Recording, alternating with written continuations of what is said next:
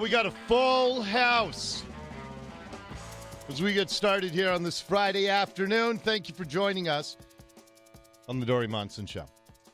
So a couple days ago, I'm sitting in the office with you, Jake, and I said, it's strange, but I feel like we haven't covered the Seattle Arena proposal well.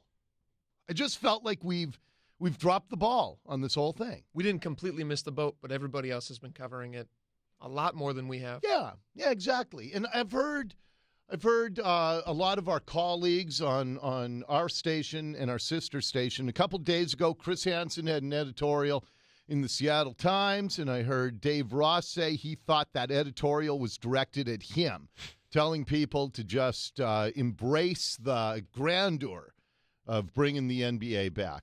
And I heard our friends Brock and Salk on 710 ESPN a couple of days ago, and they were just preaching to the choir because everybody who listens to 710 ESPN wants a basketball arena. And I think it was Mike Salk say, you know what, we should go on 97.3 and take calls from skeptics because we'll take on anybody who's opposed to this. And I had this brilliant idea. Why don't, because as you know, I don't like interjecting my bias or my opinion in anything we discuss. True. I fancy myself an objective moderator Bill Donahue. Of the issues that are before us. Which studio are we in? And so we have Mike Salk, Brock Heward, and Dave Ross to talk about the Seattle Arena. And Dave, it's a 2-on-1. It's a 2-on-1 fast break, which means you need to sprint back, protect the hoop, and give them the outside shot. If it's a 2-on-1, you got to give them the outside shot. I was going to go from the top of the key into the paint. Don't try. And then fall back and play high post. Please don't pretend. That was more than I realized you had in you, Dave. Yeah. That was impressive right there. Thank you very much. Okay.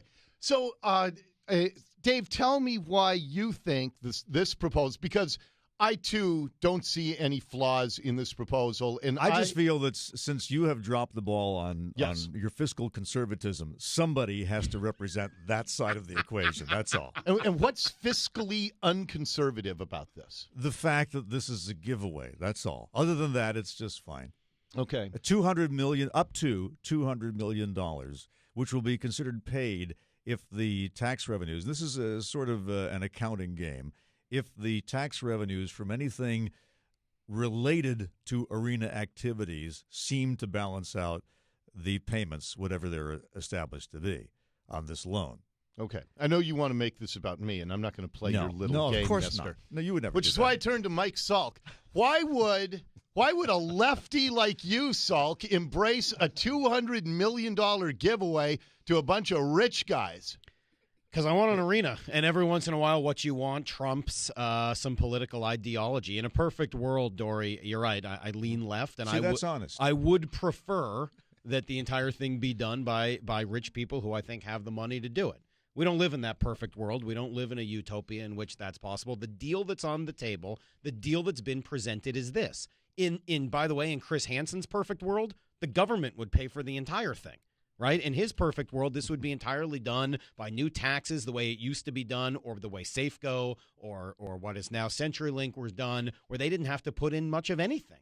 In his perfect world, that would take place. But you agree this is a great deal. The idea I think it's a great deal for both sides. For both sides. I think this is one of those rare it's unusual where you get a facility which is for the use of a profit-making business, which will be tax-free because they take it off the tax rolls the moment that they sign this thing, and because, unlike any other business, the taxes that it causes to be generated are counted against essentially the bank payments from the Seattle Reserve Bank. Yeah, I guess what I'm saying is there is a lot of cultural value. I'm not worried about the economics of it. I'm not one of these people that comes in and says an arena is going to bring in gazillions of jobs to Seattle and change the entire economic fortune of the Northwest. But I do believe in social capital. I do believe that having more sports teams here makes Seattle an even better city than it is today. I believe this is a world-class city, and I believe that just there's being an funded the way element the opera would be funded.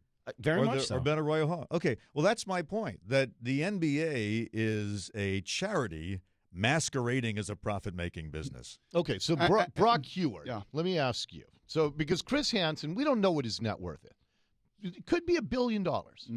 We know that Steve Ballmer's a billionaire.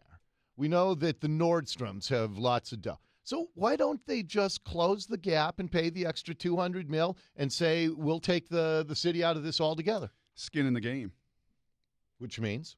They want a partnership, and they want the city and the county involved in it. They want skin in the game. And by the way, this is all about risk. And ultimately, Dave, I would ask you, if those payments do come short, if those sales, if those tickets do come short, who does that fall upon? It falls upon the city ultimately. Nope. No, because there's a provision in the agreement that they will pay, but they can always declare bankruptcy. Okay, now this comes from a group who at that point would have put $300 million of their own equity in, $450 million, $400 million to buy the team, and in $1 million payment, if they decide not to payment, that actually comes out of the $300 million equity they already put in. That's a the good risk. I will on agree them. with you that one of the unusual things in this agreement, which I haven't seen before, is that they state if we end up having to sell the team, we will pay back the city for that. Yeah. But that doesn't change the problem I have with this, which is that the NBA clearly is a money-making business, correct? That's what makes it different from the symphony, from the opera. These are not money-making businesses. When the opera comes up short, as they have $1 million, what do? Hold on. They cut performances. Hold on, because there's they a can't make difference money. here, though, Dave, and that is, yes, the NBA is a for-profit business, and whatever team is here, we'll call it the Sonics, would be a for-profit business. But the way I read through this, Chris Hansen's money-making plan here is not to make money through the arena. In fact, he sells the arena essentially breaking even and the land underneath it to the city. He's going to make money, sure, but he's going to do it on television. He's going to do it on the television rights, and one day if he ends up selling the franchise, if it's grown in value. If the Symphony were a more marketable product, and by the way, I got no problems with the Symphony. I've been to McCaw Hall to go to the opera, but if it was a televisable product, they could make that same money through television rights if they had, the Opera Network. But Mike, they that's just the whole don't. point. They have They the can't. Oprah Network, not the Opera Network. I admit that the Symphony is not as popular as NBA basketball. Neither is the Opera. Neither, sadly, is the Seattle Gilbert and Sullivan Society. But that's not the point here. The concept that I think we operate under is that the government is supposed to fund things that could not be funded on their own, like roads, like bridges, and if you choose, like cultural events that can't be funded on their own. No opera company in America makes money. No symphony in America makes money.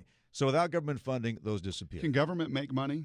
Can government make money? Yeah, can government is it okay for the government to make 3.7% with as little risk as they could possibly have in a partnership? I haven't seen that figure for this yet. That's what the Well, it's going to initiative be north says. of I-91. That's what. Well, actually, the current Treasury bond rate is 2.7. But And if that it makes varies 3, day by that would day. that Sure. would be even better. So they're going to make Hold on, 3%. let me jump in, because this is getting way too wonky. Seriously. It is. It's getting way too wonky. And What does that mean?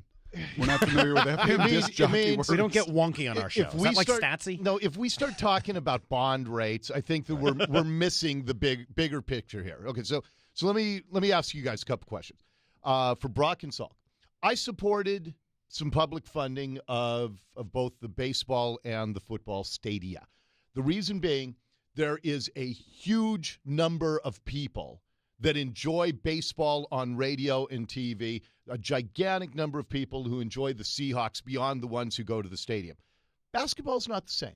Basketball is very much an in-person spectator sport. The radio ratings are relatively tiny for the NBA. Television ratings are relatively small compared to other sports. Do you guys agree that it's very different looking at the funding for a basketball arena versus football and baseball, just because of the broad number of people who enjoy the first two sports? I don't. I mean, Really? I understand what you're saying. Some of the basketball numbers haven't been as high, but I don't know. They're not that much lower. I haven't seen. I'm not looking at quite a stats bit in lower. front of me, They're Dory. quite a so bit lower. If you've got ratings that you've seen, I'll trust you on it. But that surprises me. I mean, I'm not the biggest NBA fan myself. I think the league has made some mistakes in the last decade or so since the Jordan, Magic, Bird era, but that surprises me. And either way, I'm not sure it matters. It's a professional sport. It's shown around the country. It's the view of Seattle. It's a business that's thinking about where it wants to relocate and where do Can I ask this? where What's do the its real workers reason? want? What's the real reason they can't play in Key Arena? What's the real reason they can't play in Key Arena? I can't answer that. I've already been told I can't go wonk. There's two reasons, though. Hold on, there's two real reasons. quick answer. Well, but one go is ahead. a hockey team can't play there because it's not set up for hockey. It literally, the way the posts have been built and the foundation, you cannot physically put a hockey rink in there and have enough stands in there to make it legitimate. And then as for the NBA, it's not up to the current standards of what people want and what David Stern and the league demands in today's NBA. Well, then that's it. Then what the league is demanding is something that perhaps we can't afford. And yet, once again, we've decided to give in to what I think are arbitrary demands, that this be not just a place where you play basketball, but a place where you have sushi and high-class restaurants and a basketball game who is to be we going can't on. afford, though? Who is we can't afford? Because The city of ultimately, though, the difference between Safeco and CenturyLink and Quest is if those went south, the risk was on the public. The risk was on the taxpayers. If this goes south, you know who we can't afford will ultimately fall upon? Stephen Ballmer, Christopher Hansen, and the Nordstroms and their investment crew, because that is the risk they have assumed in this deal. And seriously, they will That pay is- back. So we will inherit then a useless arena, and we will be reimbursed for the entire $200 million. Where do you have a useless arena? Well, because if we're talking about this failing, presumably nobody's going to the game, so the team has to either be sold Not or for move 30 away. years, not for a 30-year lease. Couldn't leave for 30 years. Incumbent on them 30 Neither years. could the Sonics No, that had was a a lease. lease. Very different lease. This is a provision in this deal that You is can vastly force different. a team that's not making money to play money-losing games? Yes. Yeah. No, you can't. You can force them to pay the 3.7, whatever the percentage. You can force every My dollar friend, for they the are city to come reneging back. on guaranteed pensions now around the country. You can't Stephen force Ballmer somebody is? who hasn't got. Stephen Ballmer has not put his money into this Stephen- yet that I've seen. He's not a His partner name in this is deal? on there. Paul Allen's Rose Garden declared bankruptcy. Yep. Paul Allen's got plenty of money. Didn't want to pay the. Because Paul Allen's loan. deal and that structure and that deal and that environment and that market I'm at sorry, that I time know of is no very deal that different than the survives market bankruptcy. today. Tell me a deal that survives bankruptcy. Who becomes the first creditor in that bankruptcy? Wouldn't it be the city? All this stuff is on paper here, but there's but no doesn't money. the city become? My understanding of bankruptcy, and I won't pretend like it's anything close. Mike, there's a to what you reason a guys bank do. won't take this, and Chris Hansen basically admitted this. It's too risky.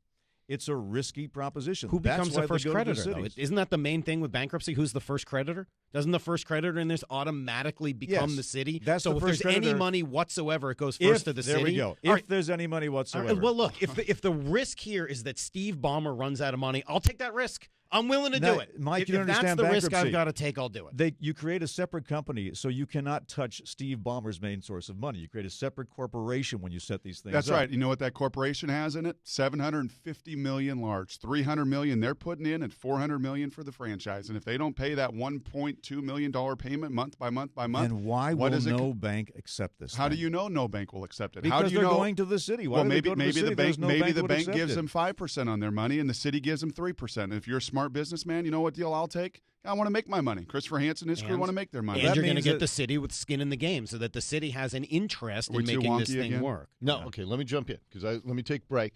Okay, we've got people passionate on both sides of the Seattle Arena proposal. We have Brock and Salk from 710 ESPN. Dave Ross is here, and you're here listening, and I want to take calls because this all started when I heard Brock and Salk say maybe we need to talk to some critics, and certainly Dave's a critic of the deal, but I want to open up the phone lines as well. If you're a supporter of the arena and you want to challenge Dave Ross, if you're against this arena plan and you want to take on Brock and Salk, grab a line right now, 888-97-3 KIRO, 888-97-3-5476. We're going to take this till the bottom of the hour. Your phone calls for Brock, Salk, and Ross next.